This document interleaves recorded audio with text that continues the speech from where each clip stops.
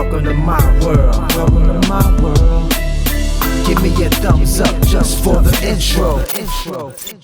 What is up, guys? It's your homie Bigg Vic. We're back in here with another video, and today I am talking about loops. I'm gonna be straight up with you guys. I used to really hate using loops. Like back in the days, in the 90s, I would always just try to find records that I could chop up and turn into something that I would consider original, right? So it's just about me finding a record, going in there, finding little pieces here and there, a piece from this record, a piece from that record, and turning it into a completely different type of record. That way I didn't have to really worry about any sample clearance or, you know, clearing records or getting into any of that technical music business publishing side of things, having to shell out a lot of my publishing money because I'm using a record that sounded really noticeable. So I stayed away from loops, but now we're in this new age and new wave of loop packs. Everybody sells loop packs. I don't think I've put any loop packs on the market yet, but let me know if you guys want me to drop some loop packs, and because if you want to buy them, I will create them, trust me.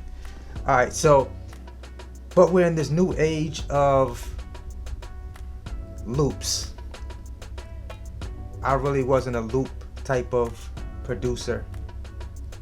I didn't like them. I just like to create things from scratch and make my production. But now, with these new tools that are available to us, like Arcade, Loop Cloud, I think there's a couple of other ones that are out there. I only really deal with Arcade myself.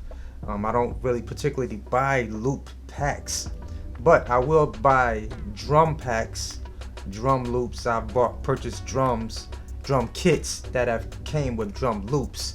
So I just kind of really started dabbling into that side of it. But I realized that a lot of records that have been out, a lot of hit records that have been made, have had loop elements in them. And because they were sample free, or I wouldn't say sample free, but you have full royalty rights to a lot of these loop packs that are out here. So if you take a piece from here, take a piece from there, you could create a new composition of that loop. You know what I'm saying? So it's really popular right now. Plus, with the speed that records are coming out, it's like nowadays, why not grab a couple of loops here and there, grab a piece from here, grab a piece from there, and put a whole new composition together. So I'm not as 90s, I would say, in as far as my mindset, as far as putting tracks together. I don't automatically say, all right, I'm not gonna use a loop for this particular track, you know. Or most of the times you guys see me make beats on here on the channel, you rarely have seen me really mess around with loops like that. You'll see me creating my, you know, grab all my drum stems, create a completely program an entire beat as far as my drums go. You'll see me probably mess around and grab some chords from here, put my own bass lines together. So you can still have that same concept, but you can just grab, you know, loops now. Like, loops are just so plentiful now. Every company has loop packs. So I just don't personally buy a lot of them, but there can be a lot of gold nuggets in those loops, in those loop packs, if you decided to, you know, get into buying loops. I mean, what's you guys' take on loops? How do you feel about loops? I know back in the 90s, people would loop beats. Some of them would, I mean, like, actually loop drum loops, so we called them breakbeat records back in the day. So they would grab break beats and, you know, do remixes with break beats. You know, so that's the era I came from as far as looping goes. You know, but I never really liked the looping process because, like, once again, like I said, publishing, having to split publishing with the publisher, unless that record's gonna make a lot of money, then I just had rather created all of my production from scratch, or grab a sample from here, grab something from there, put it together, make it my own. That way I didn't have to deal with sample clearing records, unless it was something super noticeable. So how do you guys feel about looping records? How do you feel about using loops period in your production? I find it for myself now that it helps me put tracks together way faster, or get an idea for a track a lot faster most times when I'm trying to do something from scratch. So I can grab ideas from arcade. So I actually haven't went into arcade like digging as far as making beats from scratch. I've done it a few times, honestly, but I mostly use the voice chops within arcade when I'm making my tracks. So this track right here, I'm gonna let you guys hear really quickly, is I grabbed out of, what are we inside of?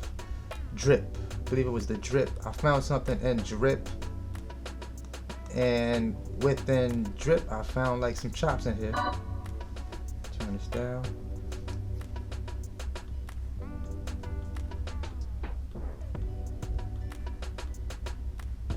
So for this, I actually programmed some drums.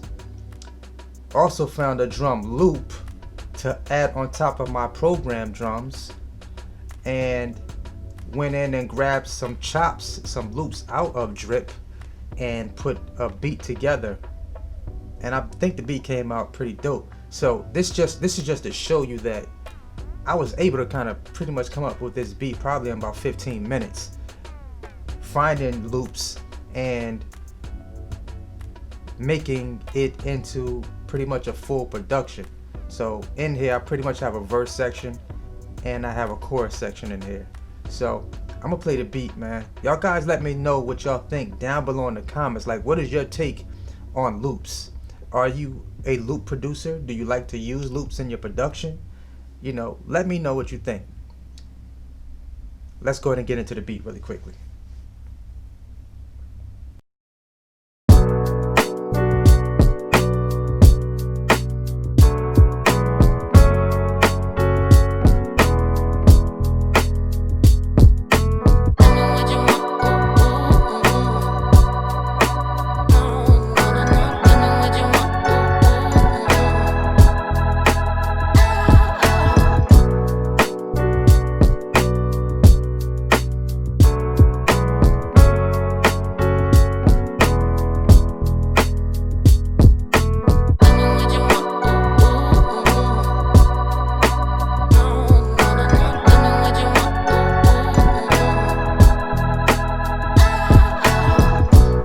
See, and what's really dope about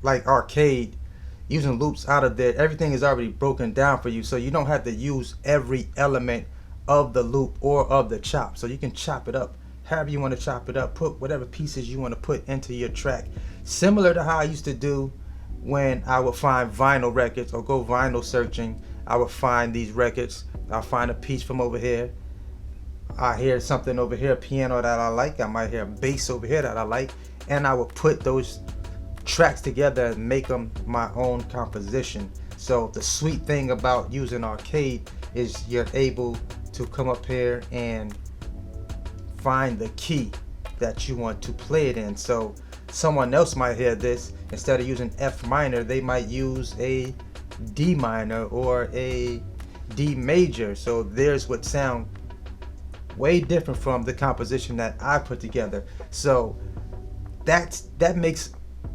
looping for me feel a lot better when I do it, and it makes me feel like I'm creating something completely, more original than someone else that might use the loop. That's always been my fear, of using a loop and then 10,000 other producers use the same loop and it sounds like the same beat that they made. So that mindset kept me away from using loops in my production. I want to create completely original production and not sound like anyone else when I make a Bigg Vic track. So I've shifted my mindset since then, and I kind of like the production that I'm putting out moving forward. You know, maybe using a little piece here and use a little piece there for my track. So I'm not as biased to loops as I used to be, and I'm probably gonna drop some loop packs this year going forward for some of you guys that, you know, like using loops and taking a piece from here and chopping up loops and making your own composition out of them.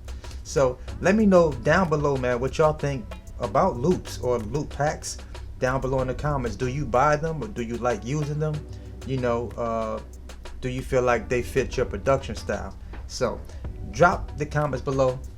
Let me know, man. It's the homie Bigg Vic, man. Appreciate y'all subscribing. Appreciate y'all tuning in. I appreciate you guys tuning into the channel. Alright?